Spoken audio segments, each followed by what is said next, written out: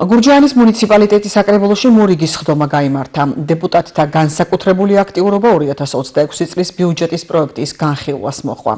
საფინანსო საბიუჯეტო კომისიის თავმჯდომარის განმარტებით მერიის მიერ წარმოდგენილ პროექტში აუცილებელია ცვლილებებისა და დამატებების შეტანა, რაც მუნიციპალიტეტის მთავარ საფინანსო დოკუმენტს კიდევ უფრო სრულყოფილს გახდის. საკრებულომ განიხილა საკითხი, რომ მუნიციპალიტეტში მცხოვრები ოჯახების პირველი და მეორე ახალშობილისთვის გამოყოფილი თანხა 500 ლარამდე გაიზარდოს, ხოლო ყოველი მესამე და მომდევნო შვილზე 700 ლარიანი დახმარება განისაზღვროს. სესიაზე სხვა საკითხებთან ერთად განვიხილეთ ძირითადი საკითხი, ეს იყო 2026 წლის ბიუჯეტის პროექტი.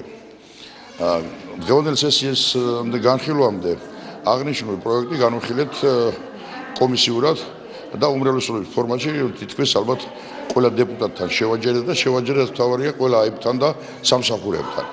თავისთავად ესე იგი ჩვენს მიერ წარმოიშვა გარკვეული შენიშვნები, რომელიც დღეს დავაყენეთ სესიაზე და საბოლოო სახის მისაცემად გადავუგზავნით ესე იგი მუნიციპალიტეტის მერიას. რას ეხება ახლა ეს საკითხები? დაახლოებით გვინდა რომ აღნიშნული ბიუჯეტი გაიზარდოს 250,000 ლარით.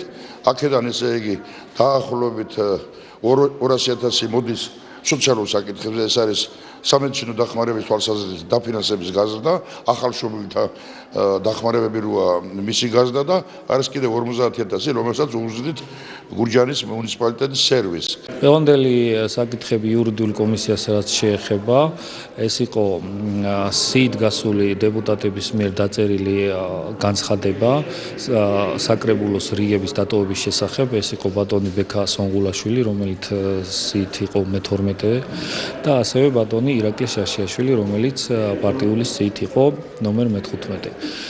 ეს ცნობა, რომელიც მივიღეთ ჩვენ, წინას ხდომაზე გადაუგზავნეთ ცენტრალ საარჩევნო კომისიას, სადაც კანონის შესაბამისად მათ მიიღეს ჩვენი გაგზავნილი განცხადებები და შემდეგი ადგილმონაცვლეები წარმოგვიდგნენ.